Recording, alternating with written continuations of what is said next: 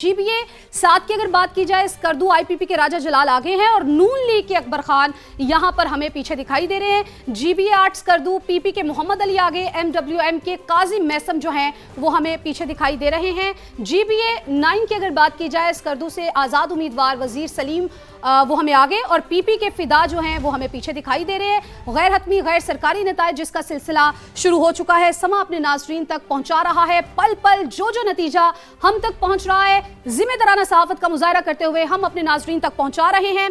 Polling का अमल तो पुरअमन तरीके से जारी रहा और कोई भी बदमज़गी का वाकया जो है वो देखने में नहीं आया।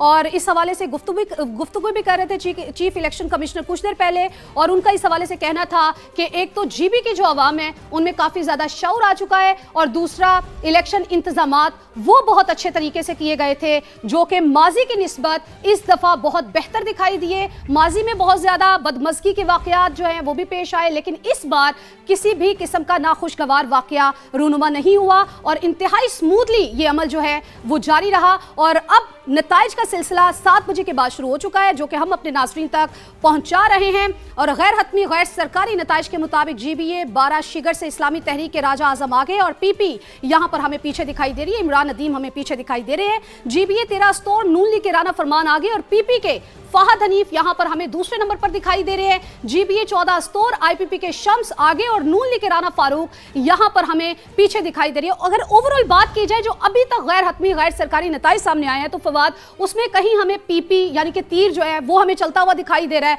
और कहीं पर हमें तीर पीछे शेर धाड़ता हुआ सुनाई दे रहा है, और कहीं पर हमें आईपीपी जो है वो आगे दिखाई दे रही है। औकाफ की ऊंची उड़ान भी हमें दिखाई दे रही है। और हाजी गुलबर खान के हल्के के हवाले से भी जो हमने अभी रिजल्ट अनाउंस किया है उसमें हमने ये देखा है कि औकाफ की ऊंची परवाज़ यहाँ पर दिखाई दे रही है।